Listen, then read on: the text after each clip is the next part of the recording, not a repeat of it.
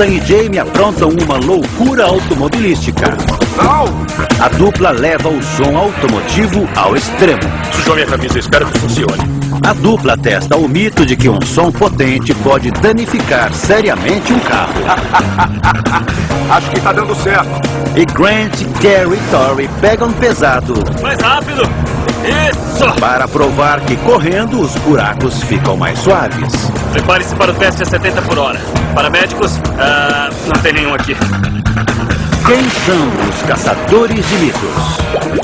Adam Savage e Jamie Hyneman. Isso pode matar você. Juntos eles têm mais de 30 anos de experiência em efeitos especiais. Era disso que eu tava falando. E na equipe, Dory Belletti, Tô muito ansioso. Gary Byron Olha, entrou no crânio dele. e Grant Imahara. Não fala nada. Eles não apenas contam os mitos, mas os colocam à prova.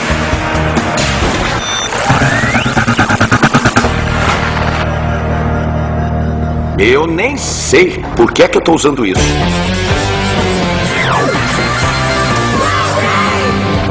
Qual é o mito?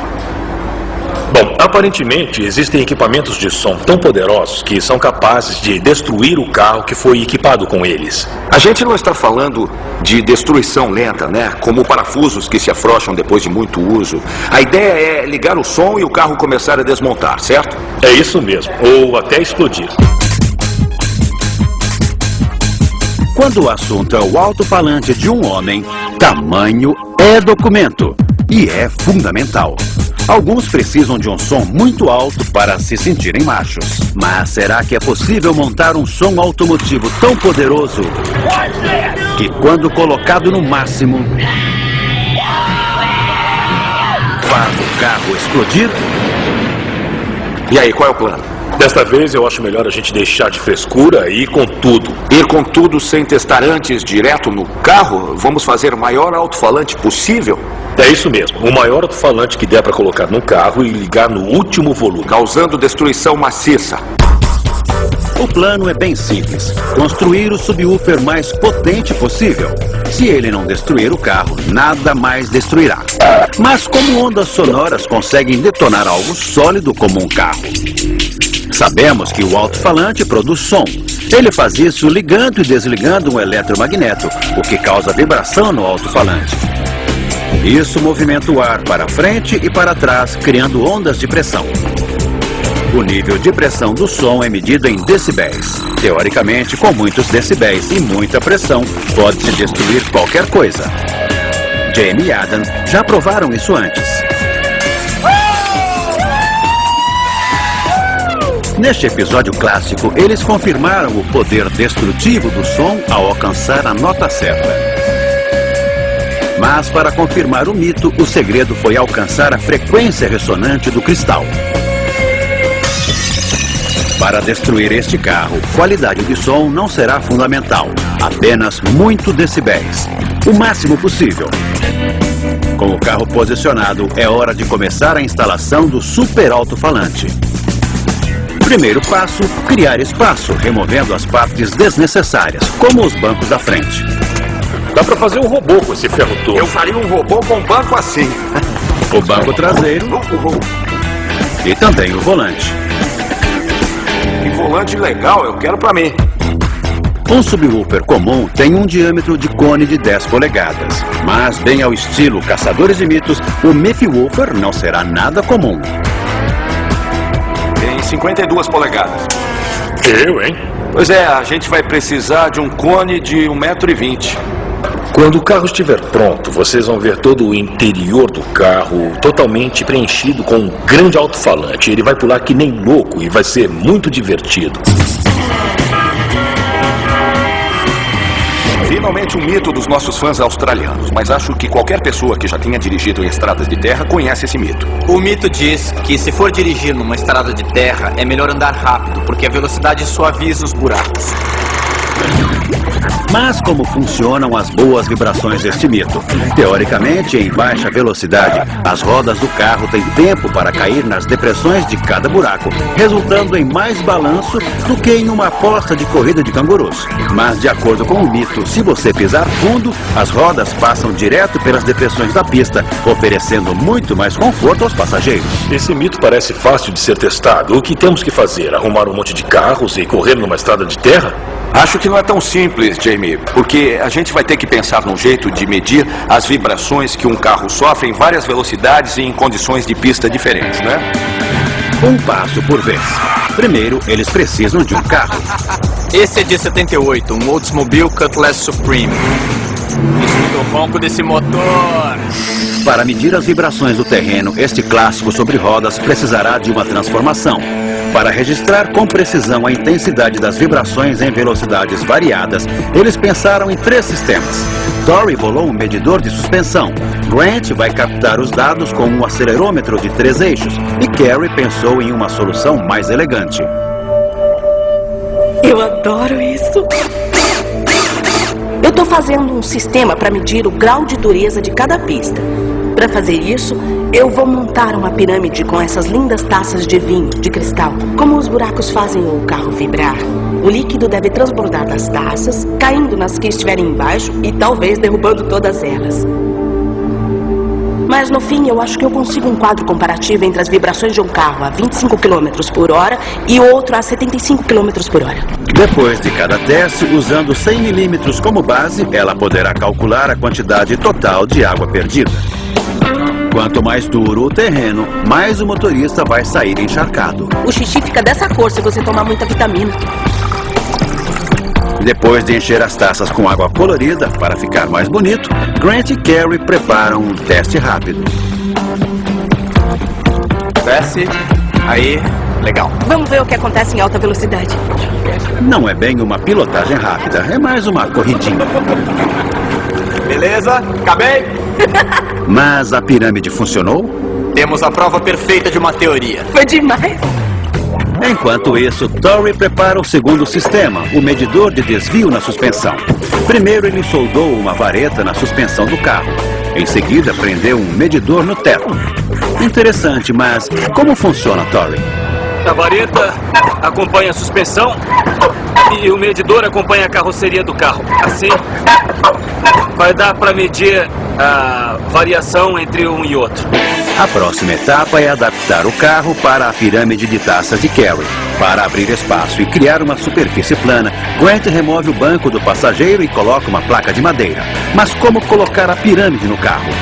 Acho melhor esvaziar as taças antes de colocar, senão vai molhar tudo na hora de prender. Os alto-falantes comuns funcionam com um eletromagneto. Ele repele e atrai um ímã fixo.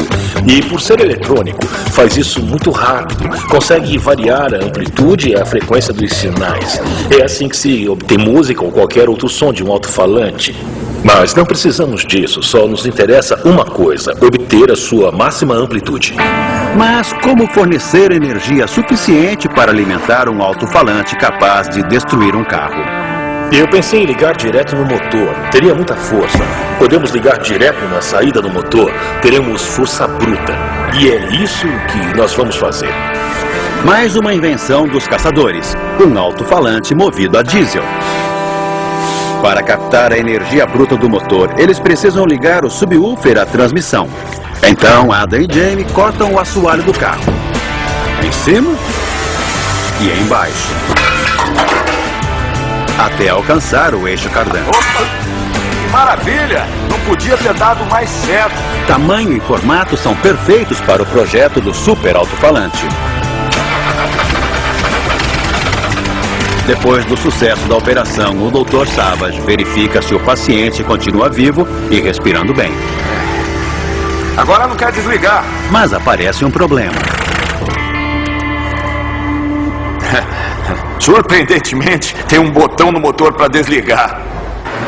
O próximo passo é construir o eixo de manivela, também chamado virabrequim, elo fundamental no Meat Woofer. Este é o eixo que vai empurrar a vareta, fazendo o cone do alto-falante se mexer. A gente alinhou tudo isso com muito cuidado. E agora eu tenho que soldar as peças. Vai funcionar como o virabrequim do bloco do motor. Esse virabrequim será conectado à transmissão. E quando o câmbio estiver engatado, vai movimentar o cone para cima e para baixo através de uma vareta. Próximo passo, instalar o mecanismo no carro. Que negócio pesado! Essa barra sólida de ferro vai estabilizar o virabrequim no carro. É uma barra de ferro bruta e crua, mas é a melhor forma de deixar o sistema rígido. O meu objetivo é não permitir que o sistema entre em colapso. Eu quero que apenas o alto-falante destrua o carro. Este é o estilo Caçadores de Mitos. Eles têm uma queda por destruições controladas.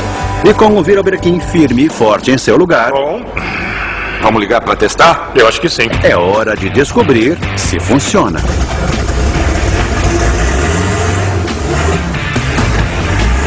Eu vou engatar ré. Ei! Tá girando perfeitamente. Legal. Muito legal. Com a construção progredindo, Adam e Jamie pedem para Tori realizar uma pequena e simples tarefa. É bem simples, você vai adorar. Eu quero que você vá até a Flórida para nos ajudar com um mito. Preciso que você vá conhecer o campeonato de som automotivo. O vencedor é o cara que tem o som mais potente. Tá, mas o que eu vou fazer lá? Bom, basta você ir até lá e ver se algum dos sistemas de som automotivo é capaz de destruir o carro onde ele estiver instalado. Tá bom? Legal. Vai ser um passeio legal.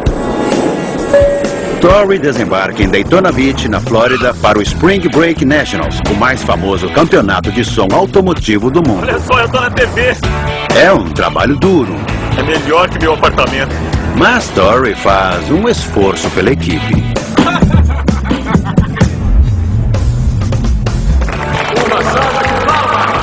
Mas este evento não é apenas pretexto para os meninos mostrarem a potência de seus brinquedos. Eles vêm para competir. Todos os anos, eles se encontram para saber quem é o dono do sistema de som automotivo mais poderoso. Você é o presidente do Decibéis Drag Race. Isso é o quê? É uma competição de sons automotivos, onde as pessoas disputam para ver quem tem o melhor e mais potente sistema de som. É loucura, mas é verdade. Esses caras modificam seus carros com um objetivo: volume máximo. Depois medem as potências lado a lado. O vencedor é o que atingir o maior nível de decibéis. Mas será que Wayne conhece esse mito? Que um som poderoso pode destruir um carro? Bom, eu nunca vi um carro se desfazer, se é disso que você está falando, mas eu já vi para-brisas se quebrarem. E eu já vi muitos carros com rachaduras na carroceria. E também já vi faróis, aqueles faróis que ficam nos tetos das caminhonetes, já vi eles se quebrarem ou racharem durante a competição. Quantos decibéis são precisos para rachar no vidro? Não existe um número preciso, mas eu diria que chegando a 160 decibéis, você alcança uma faixa onde a pressão das ondas sonoras pode quebrar um para-brisa. Então, 160 decibéis podem quebrar um para-brisa. Agora, Jamie e Adam têm uma base. Mas vamos aprender mais sobre o que as ondas sonoras podem causar. Bom, eu acho legal a gente passar aos espectadores uma ideia da força que esses níveis de decibéis têm. 140 decibéis já são suficientes para danificar os ouvidos, não importa o tempo que se fique exposto ao som. E 165 decibéis é o que é produzido pela turbina de um avião com quase 7 toneladas de empuxo. 198 a 201 decibéis podem matar uma pessoa só com as ondas sonoras. Nossa equipe está testando o mito de que dirigir em alta velocidade em uma estrada esburacada suaviza os solavancos. Com o sistema de medição preparado, Grant e Tori vão balançar os esqueletos nas lombadas de um estacionamento. Grant vai usar um capacete e um cinto de segurança de 5 pontos. Tudo garantido. Segurança, visibilidade e boa captação de dados. Quanto a Tori, ele só quer andar rápido. Legal, vambora? Mais rápido. Mais rápido. Isso. Legal. Boa. De novo. Legal. Opa! O teste foi muito bem sucedido. Quando eu passei pelas lombadas, deu pra ver a agulha se mexendo no medidor da suspensão. Tinha água das taças voando pra todo lado e eu ainda não chequei os dados do meu acelerômetro, mas eu acho que deu certo. Com todos os sistemas funcionando, é hora de testar em uma pista de verdade. Como não há estradas de terra em São Francisco, eles saem para um passeio. Legal. Chegamos. Nos arredores de Sacramento, eles encontram exatamente o que procuram. O paraíso das estradas esburacadas. A gente está numa estrada usada apenas para recreação. O pessoal vem com motocicletas e jipes para fazer trilha. É um show de buracos, perfeito para fazer nosso teste. Essa parte que nós estamos é uma via de acesso. Esse trecho representa bem uma estrada de terra qualquer que a gente poderia achar no interior do país. Com o trecho da pista selecionado, Grant se posiciona para o primeiro dos 2 testes comparativos. Nesta passagem, eles vão apurar dados a apenas 25 km por hora. Torrey aproveita para dar umas palavras de incentivo ao colega. Olha, se acontecer de você perder o controle e cair no acostamento, fica tranquilo, tá bom? Eu chamo os bombeiros para fazer o resgate. Torrey, eu tô pronto pro primeiro teste a 25 km por hora. Grant se dirige ao ponto escolhido para a largada. E Torrey aproveita para lhe dar um segundo conselho. Só para lembrar, no caso de uma emergência, se você bater o carro e ele começar a pegar fogo, saia o mais rápido que você puder, tá bom? No ponto de partida, Grant enche as taças e se prepara para testar com precisão e coragem o nível de hostilidade dessa estrada. Primeiro a 25 e depois a 70 km por hora. Repetindo, eu tô pronto para começar o primeiro teste a 25 km por hora. Câmbio. Entendido.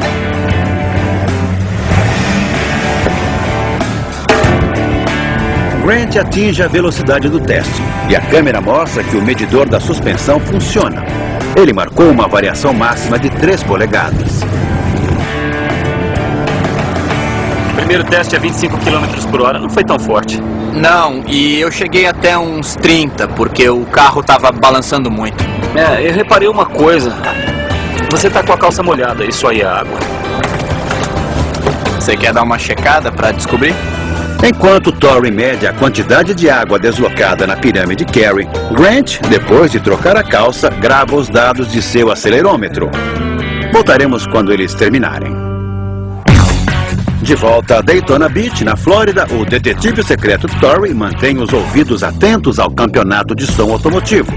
Jamie e Adam o enviaram a esta missão especial para colher informações para o mito do alto-falante destruidor. É possível destruir um carro com som? Estamos no lugar certo para descobrir. Ouvi falar que você tem o maior alto-falante para carro. Sim, esse é um alto-falante de 22 polegadas e é o maior subwoofer do mundo produzido em série para carros.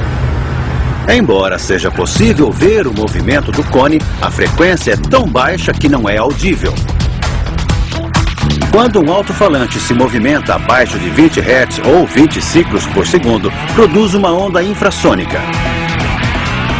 E mesmo não sendo ouvida, há muita pressão sonora, medida em decibéis, sendo gerada. Quantos decibéis ele pode produzir? Nós o colocamos em um medidor e aí rodamos com 6.000 watts reais. Ele chegou a 167,3 decibéis. É suficiente para destruir um carro? Ele quebrou todos os vidros do painel e também danificou várias peças do interior do veículo. Hoje esse é o maior subwoofer do mundo. Mas espera para ver o nosso. A próxima parada de Torrey é no carro do atual campeão do evento, Mike Bartels, dono de um equipamento muito pesado. Isso aqui, na verdade, é um carro especial. Esse carro serve apenas para produzir barulho. Foi feito para ser o mais barulhento possível. Em outras palavras, é tão potente que faz o seu cabelo levitar. Que modificações você teve que fazer no carro? Ele tem mais modificações do que você imagina. O peso total é de 5 toneladas. Eu revesti com 50 sacos de concreto. Tem mais fibra de vidro e aço do que parece. Os vidros têm 10 centímetros de espessura. Mas parece um carro forte. Você fez tudo isso para evitar que o carro se rompesse ou é apenas para manter o som É uma acumulado lá combinação dentro de dele? tudo. Quanto mais forte é o carro, menos pressão é dissipada e o resultado é melhor. Vai ficar mais barulhento lá dentro. Na verdade, quase não se ouve aqui de fora, mas lá dentro fica insuportável. Nossa, eu quero sentir como é.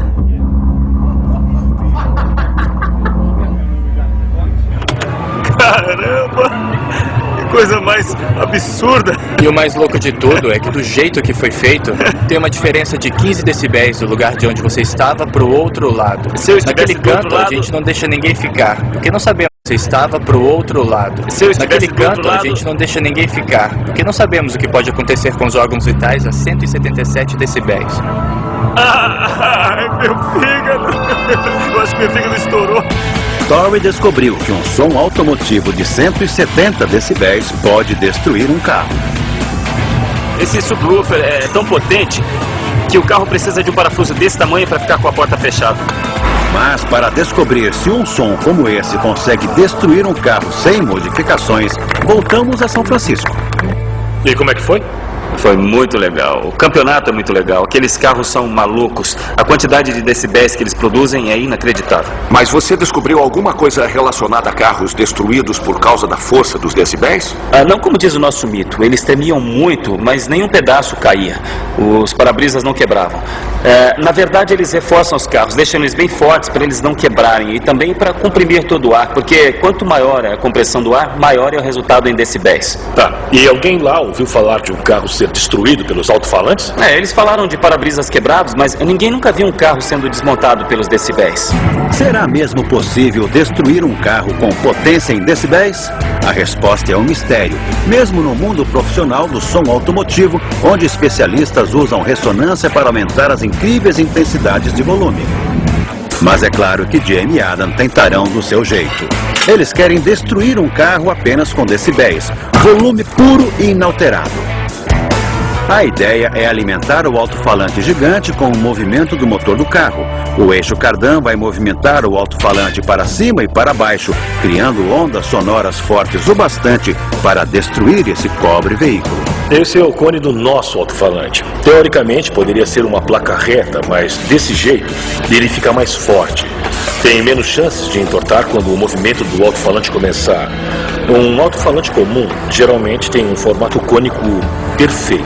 Mas fazendo desse jeito, com essas divisões, o resultado é parecido e com muito menos trabalho.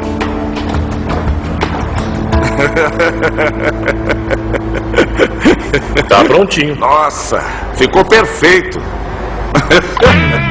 Em seguida, uma capa de borracha é usada para revestir o cone. Esse diafragma flexível permitirá que o alto-falante vibre e garantirá a vedação. Depois de colarem a capa ao cone de alumínio, Ada e Jamie inventam uma nova melodia.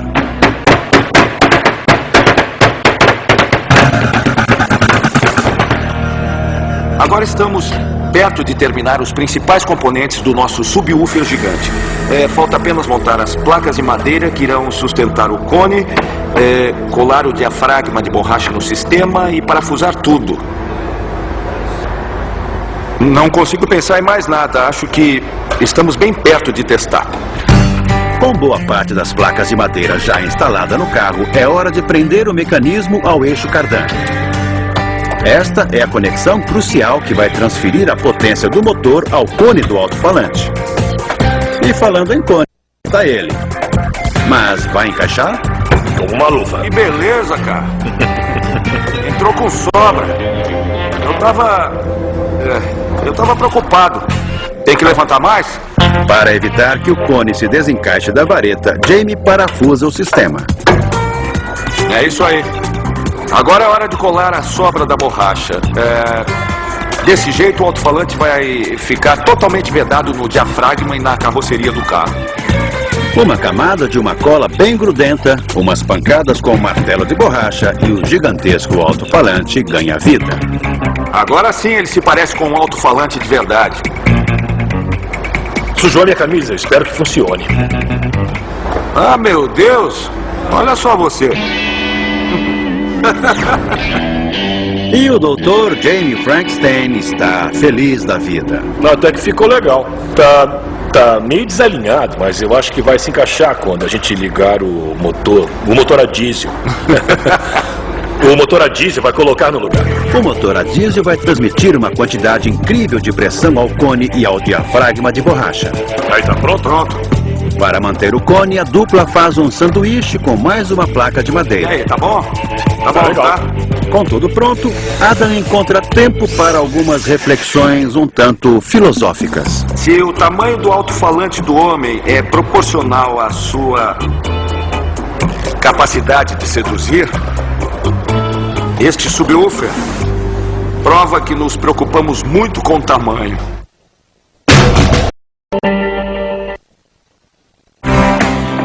De volta à estrada de terra, Grant e Torrey coletam os dados na tentativa de resolver o mito da estrada hostil.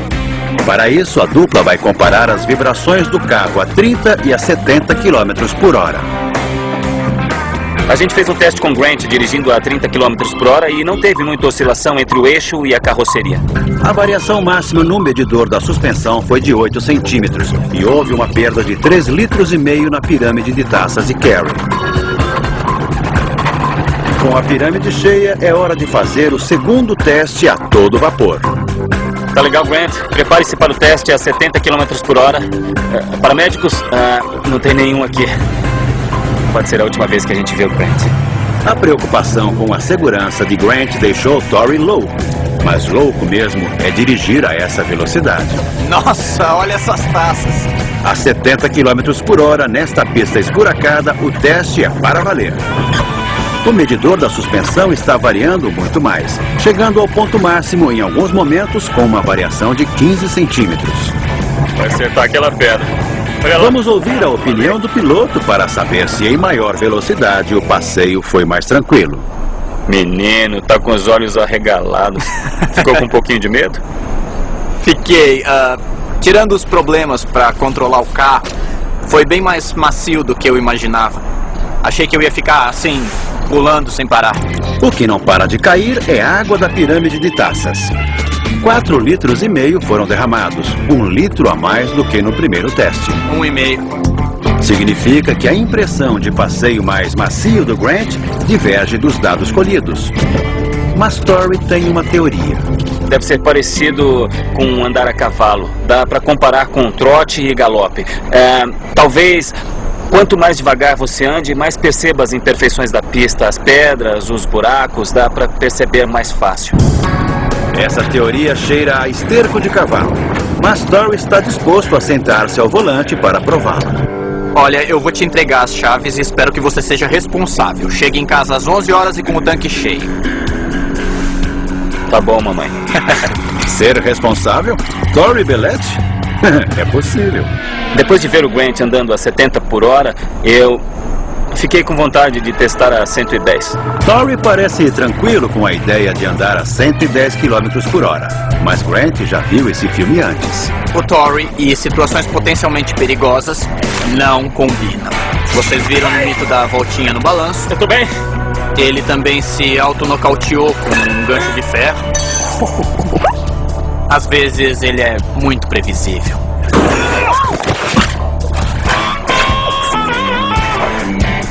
Eu tô bem. Ninguém por perto e a equipe a uma distância segura. Então, Torrey pisa a fundo. Motoristas prudentes, portadores de marca-passo e a seguradora de vida do Torrey podem achar essas cenas perturbadoras.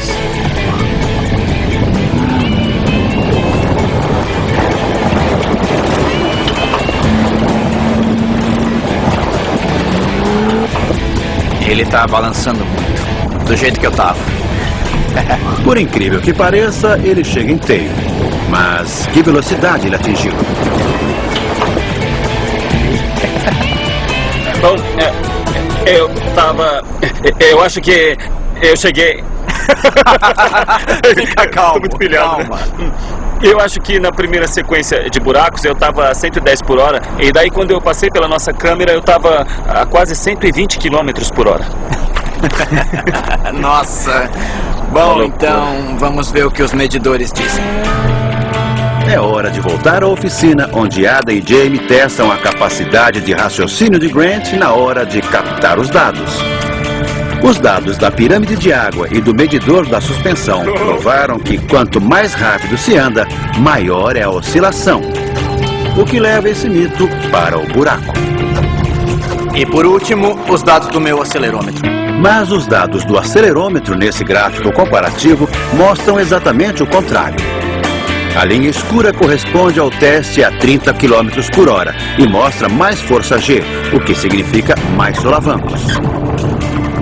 A 110 km por hora, os primeiros 70% do teste ficaram mais suaves do que no teste a 30 por hora. Mas como no de 75 por hora, os picos foram maiores. Tem alguma coisa que não tá batendo, porque ficou claro que indo mais rápido, caiu mais água e a suspensão variou mais. Mas o acelerômetro mostrou que na parte onde a pista é mais uniforme, a oscilação foi um pouco mais suave quando dirigimos mais rápido. Eu reparei que as maiores diferenças foram nos buracos grandes, e é claro que todo mundo vai concordar com a gente. Quando passamos por um buraco grande, em alta velocidade, o impacto no carro é bem maior do que indo mais devagar. Bom, então a gente está falando que o mito é plausível, mas acho que não podemos encerrar por aqui antes de testar numa pista regular. As pessoas devem estar pensando numa pista com ondulações regulares e assim ficaria mais suave indo mais rápido. Eu acho que devemos testar assim para confirmar os dados. Hora de voltar à prancheta. Para que eles consigam enterrar este mito, será preciso construir uma réplica da pista descrita na teoria. Basicamente, um tanque de lavar roupa. Este é o alto-falante original do carro. E este é o modelo personalizado Super Luxo, edição especial de aniversário. Eles estão testando o mito de que isso acontece usando um som poderoso. E o alto-falante movido a diesel está quase pronto para vibrar. Agora só está faltando escolher a música que vamos tocar. O DJ Jamie deve estar pensando em colocar algum CD de sua preferência, mas o som que este alto-falante vai produzir não será música para nenhum ouvido. A gente não vai emitir som pelo alto-falante, mas ele vai produzir som. Eu vou explicar. Nós criamos uma câmara pressurizada para ondas e vamos usar o motor do carro para movimentar o alto-falante entre 15 e 20 vezes por segundo. Isso é som, porque som é qualquer movimento ou oscilação de ondas. Vai ser muito grave para conseguir ouvir, porque os humanos não conseguem captar ondas infrassônicas abaixo de 20 a 25 Hz ou 20 a 25 vibrações por segundo. Mas acontece que vai ser muito alto no medidor de decibéis que vai nos dar a pressão da onda. Por fim, já que sobrou pouco espaço no carro e ninguém quer ficar dentro dele na hora do teste, Adam instala um sofisticado sistema movido a controle remoto no acelerador e no câmbio, o que envolve cabos e, é claro, alguns nós. Agora sim, o super alto-falante movido a diesel de Ada e Jamie está pronto para tremer. E direto da competição de Daytona, o rei dos decibéis, Wayne Harris, veio medir a quantidade de decibéis gerada pelo super alto-falante. Dá uma olhada. Olhando daqui parece a maior panela do mundo, não é? Olha só, quanto é que ele tem de diâmetro? Boa pergunta. Qual é o diâmetro? Ficou com 51 polegadas de diâmetro. Pela cara de surpresa, Wayne nunca viu um maior que o de Ada. É muito grande, cara. Ou você faz pra valer ou não faz, né? Esse é o seu lema. Eu não sei se sobrou espaço para mais alto-falantes. Eu acho que não sobrou. Depois de checar os detalhes de toda a instalação, Wayne continua com a expressão de surpresa. Eu imaginei que vocês ligariam direto no motor, mas não pensei que fossem usar a transmissão. Vai ser um torque tanto, eu nem sei como converter isso aí em potência comum.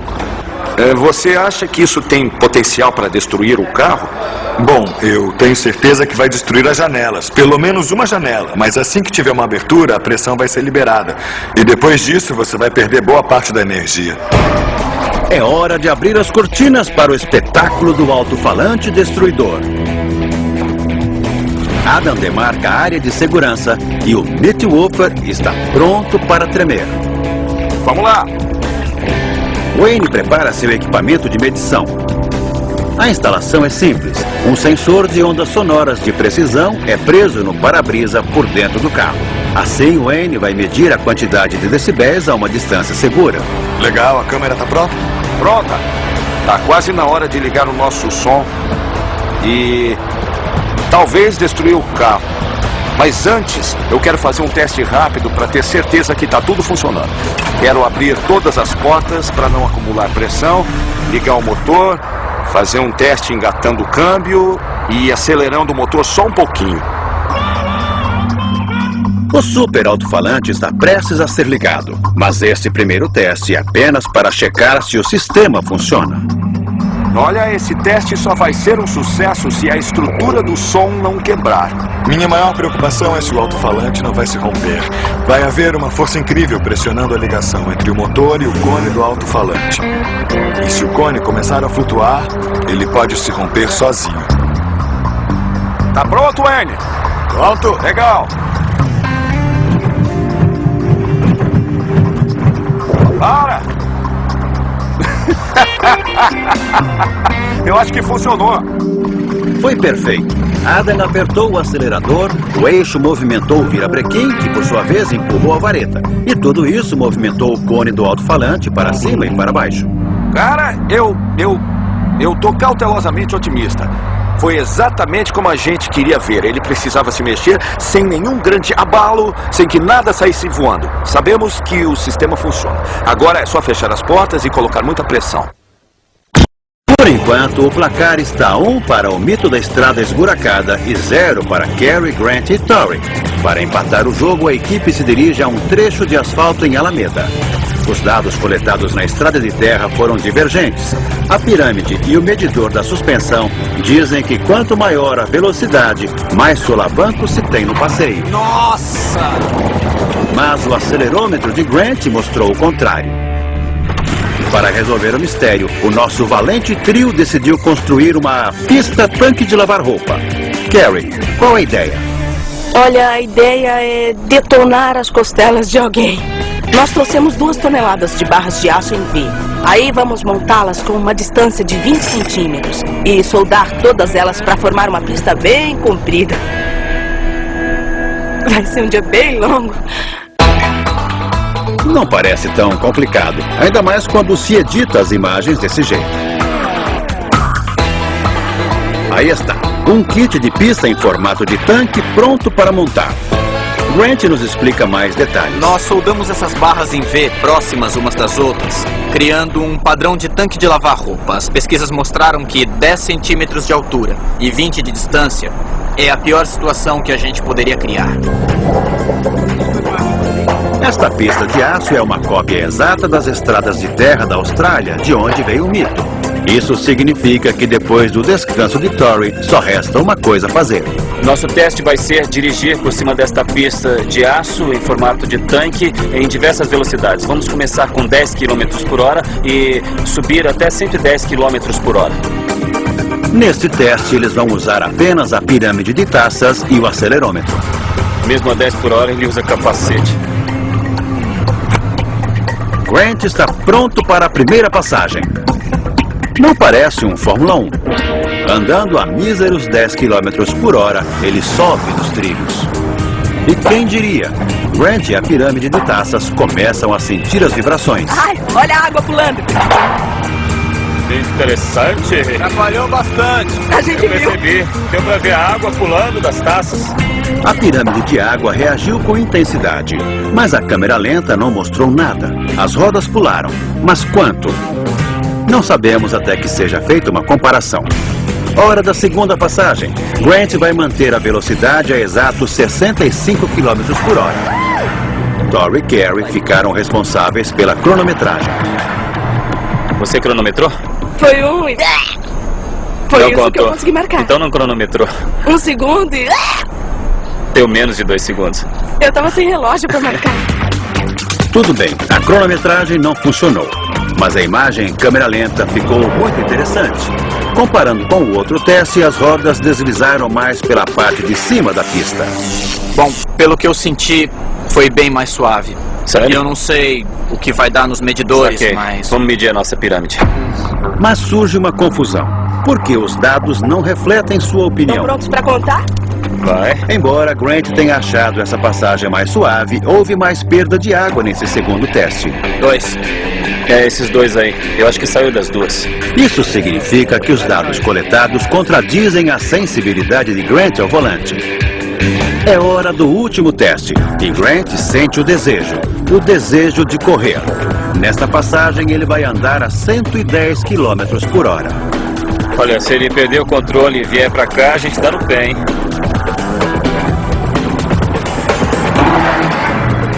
Grant e a pirâmide voaram sobre a pista. Mais uma vez, a câmera lenta confirma que os pneus passaram por cima das cavidades.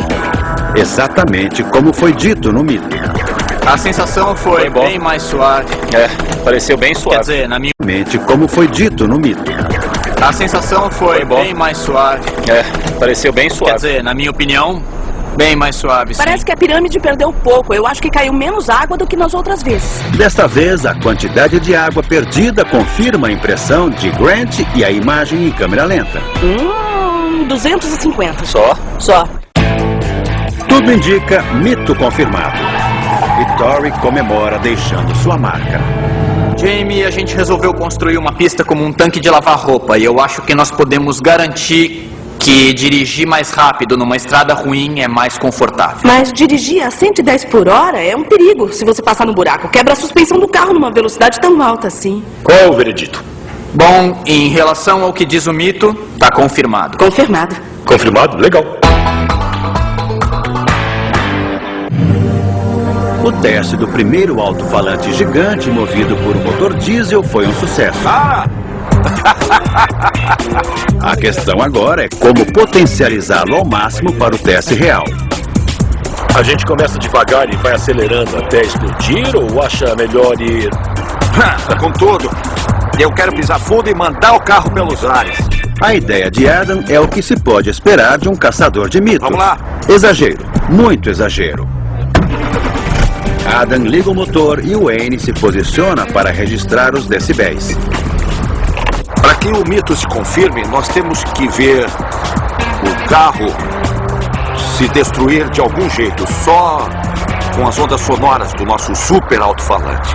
Qualquer outro resultado vai detonar o mito. Eu acho impossível que o alto-falante destrua o carro inteiro. Eu acho até que tem uma boa chance de estourar o para-brisa ou de destruir algumas das janelas, mas chegar a destruir o veículo, acho que isso não vai acontecer.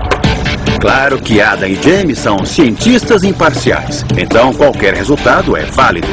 Mas cá entre nós, eles querem é explosão. Nosso lema é simples, queremos ver barulho, barulho e muito barulho. A sinfonia de um carro em detonação. Pronto, vamos ligar logo. 3, 2, 1.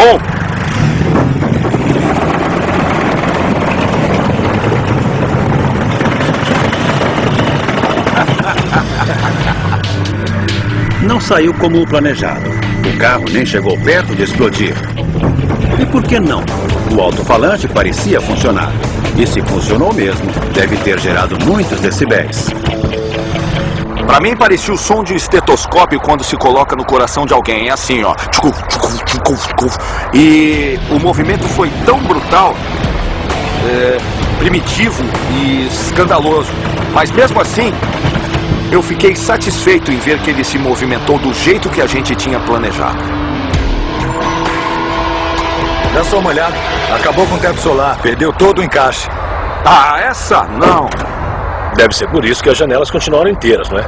É, assim que se abre uma saída, toda a pressão de dentro é liberada. A razão de nenhuma janela ter quebrado ou rachado é porque quando se põe muita pressão num ambiente fechado como esse carro, a pressão vai procurar o lugar mais fácil para escapar. E neste caso, ela estourou o teto solar e até que esse foi um bom resultado. Só que depois disso, nada mais iria se romper, porque o ar teve muito espaço para se dissipar, escapando pelo teto solar. Entendido. A pressão das ondas sonoras escapou pela primeira saída, o teto solar. Mas as janelas e o resto do carro continuam intactos. Quantos decibéis foram gerados pelo super alto-falante antes de quebrar? Chegou a 161,3 quando explodiu. É muita coisa, considerando que estava a 16 Hz. É uma faixa praticamente inaudível, mas produziu uma pressão absurda para uma frequência baixa. Teve que ter muita energia para chegar nessa pressão. Se alcançamos 160 decibéis a 16 Hz, significa que atingiríamos 160 decibéis em qualquer frequência? Não, porque vocês não alcançaram a frequência ressonante do carro. Tem muitas ressonâncias e reflexões e coisas desse tipo influenciam. Mas eu confesso que eu nunca tinha visto um carro tremer desse jeito. Eu acho que a gente foi bem nesse mito. Olha só, até um cara como o Wayne nunca viu uma destruição assim. Eu acho que nunca foi instalado um alto-falante tão grande e tão poderoso no automóvel. Bom, a gente conseguiu fazer o alto-falante funcionar. Tudo funcionou muito bem, sabe? Nós conseguimos chegar a 16 Hz. São 16 oscilações por segundo. E isso não é pouca coisa não, viu? E a gente atingiu 161,3 decibéis nesta frequência. O resultado como um todo foi muito bom em relação à pressão sonora. É bom lembrar que uma turbina de avião com 7 toneladas de empuxo gera 165 decibéis de pressão sonora. Caramba, foi uma quantidade absurda de pressão. Com um alto-falante impondo essa quantidade enorme de pressão e o carro ainda inteiro, foi aí que ele falhou. Este mito ficou tão detonado quanto o alto-falante. Que violência! Foi uma bela sinfonia. Alguém pediu uma sinfonia? A orquestra está pronta para tocar. E aí, galera, como é que ficou esse mito? Detonado, plausível ou confirmado? Detonado, sem dúvida Detonado. nenhuma. Olha, a gente criou uma quantidade absurda de decibéis e a pressão escapou como em qualquer veículo. Achou uma brecha, escapou por ela e parou de pressionar o restante do carro. Eu não estou dizendo que não dá para estourar vidros com pressão. Eu acho que isso é muito provável, mas não é possível destruir um carro. E outra, esse alto-falante é tão grande que não dá para entrar no carro. O tamanho dele foi superdimensionado e ele era movido a diesel. E se isso não destruiu o carro, nenhum tipo de alto-falante comum destruiria, nem mesmo um modelo muito grande. Concordo. Totalmente detonado. Tá detonado.